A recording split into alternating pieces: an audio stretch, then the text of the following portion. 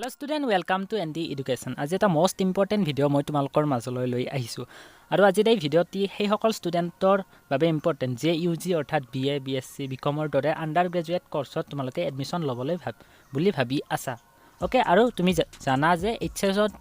Admission লোৱাৰ সময়ত যেনেকৈ এটা ইউনিক আইডি লাগিছিল তেনেকৈ আন্ডাৰ গ্ৰেজুৱেট কোৰ্সত এডমিশন লবৰ বাবেও তোমালোকৰ ইউনিক আইডিটো এডমিশনৰ সময়ত প্ৰয়োজন হ'ব পাৰে। সো আগতীয়াকৈ এতিয়া তোমালোকে এইখিনি ৰেডি কৰি ৰাখিবা। সো আজিৰ ভিডিওটিত তাকে আলোচনা কৰিম যে তোমালোকে আন্ডাৰ গ্ৰেজুৱেটৰ বাবে কেনেকৈ ইউনিক আইডিটো আপডেট দিবা বা কেনেকৈ হেতু বনাবা। ওকে, আৰু যিসকলে ক্লাস 11 ত এডমিশন লোৱাৰ সময়তো বনোৱা নাছিল এই ইউনিক আইডিটো তোমালোকে কেনেকৈ কি কৰিবা সকলোখিনি দেখাই দিম। Okay, so first of all তোমালোকে যিকোনো এটা ক্ৰম ব্ৰাউজাৰ ওপেন কৰিবা তোমাৰ মোবাইলত এন্ড দেন তাত সাৰ্চ কৰিবা DHE অৰ্থাৎ directorate of higher education, director of higher education. Okay, DHC বুলি ডাইৰেক্ট সাৰ্চ কৰি দিবা এন্ড ফাৰ্স্ট যেটো দেখা পাইছা website director of higher education DHC ৰ মেইন ওয়েবসাইটত তোমালোকে ইয়াত গুছি যাবা। ওকে, yes, ইয়াত যোৱাৰ পিছত তোমালোকে তলত দেখা পাইছা যে অনলাইন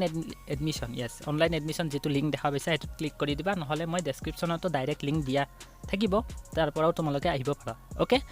অনলাইন এডমিশনত তোমালোকে ধুনীয়াকৈ ক্লিক কৰি ওকে কৰি দিবা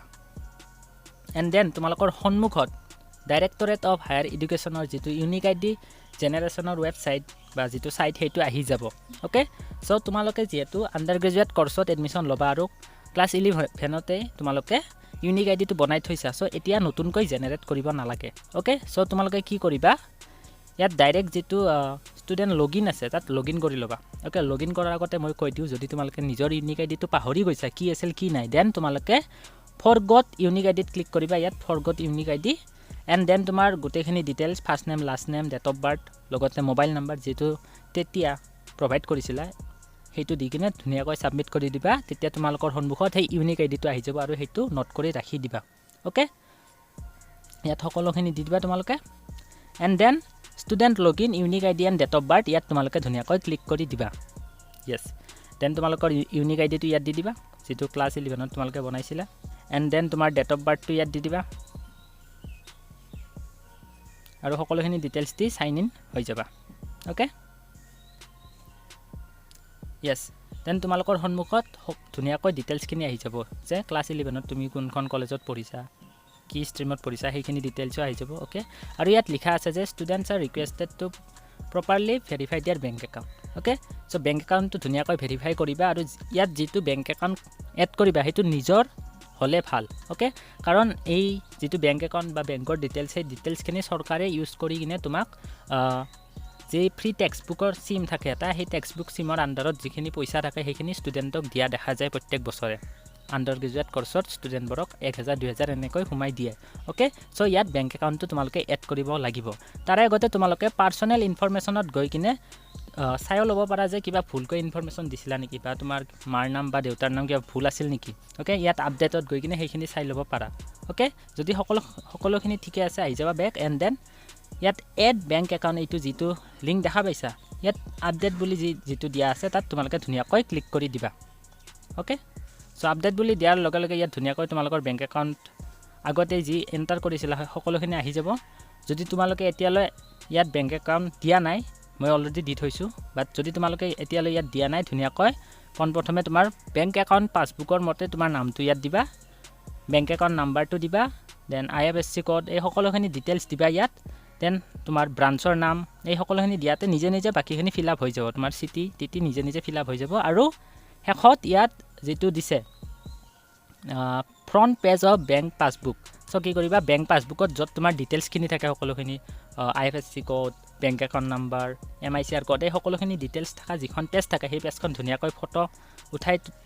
কিনে ইয়াত আপডেট দিব লাগিব, অৰ্থাৎ ইয়াত তোমালোকে আপলোড দিব লাগিব JPG বা PDF এই দুটা ফৰমেটৰ যিকোনো এটা ফৰমেটত হলি হ'ব। ওকে, বা তোমালোকে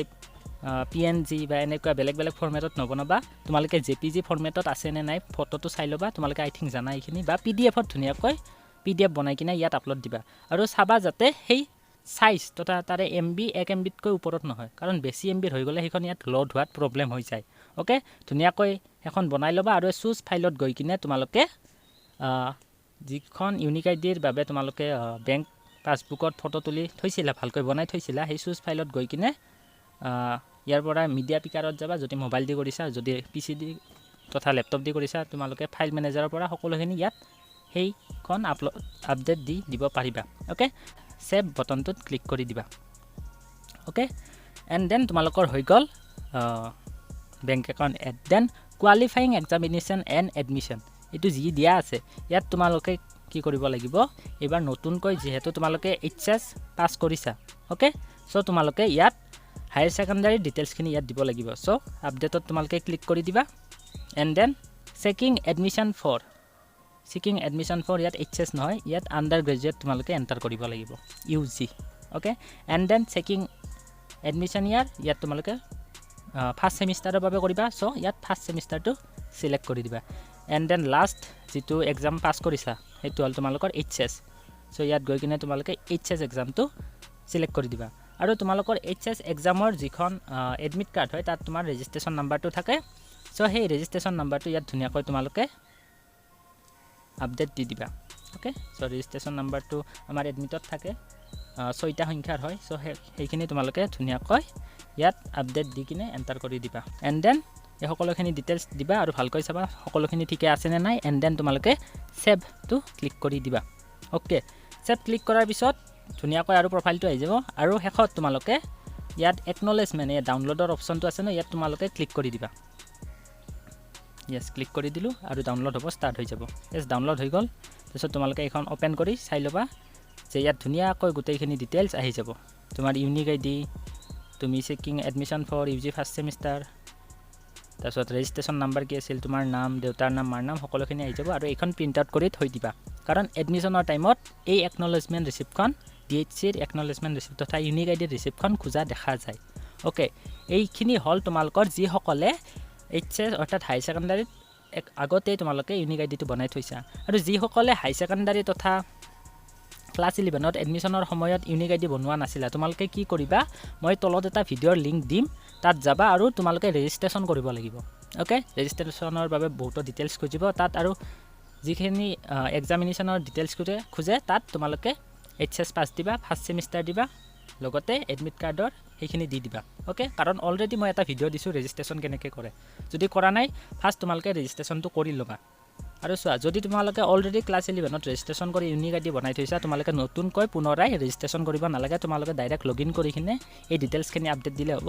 বাকি যি সকলে কৰা নাছিলা তোমালোকে প্ৰথমে ৰেজিষ্ট্ৰেচন কৰিবা তাৰপিছত লগইন কৰিবা লগইন কৰি কিনে মই যেনেকৈ ভিডিওত দেখাই দিলো হেনেকৈ বেংক একাউণ্টে হওক বা অন্য ডিটেইলছে হওক সেইখিনি আপডেট দি দিবা আই থিংক সকলোৰে ডিটেইলছ তথা সকলোৰে যিখিনি ডাউট আছিল সেইখিনি ক্লিয়াৰ হৈ গল সো আৰু যদি কিবা সুধিব লগা থাকে আৰু যদি তুমি কৰিব পৰা নাই কিবা ওয়েবসাইটত প্ৰবলেম হৈ আছে সাৰ্ভাৰৰ কিবা প্ৰবলেম হৈ আছে আমাৰ গ্ৰুপৰ তলত লিংক দি দিম গ্ৰুপত জয়েন হৈ লবা আৰু গ্ৰুপত মোক মেছেজ দিব পাৰিবা ওকে গ্ৰুপত নহলেও মোৰ WhatsApp নাম্বাৰটো দি দিম তাত গৈ কিনে মোক মেছেজ দিবা যে দাদা এইখিনি বনাই দিবা এইখিনি মই পাৰা নাই সো মই সকলোখিনি কৰি দিম ওকে সো আৰু সকলোখিনি লিংক আছে ডেসক্ৰিপচনত তোমালোকে চাই লবা সো আজি ভিডিওটিত এইখিনি thank you thanks for watching the video bye by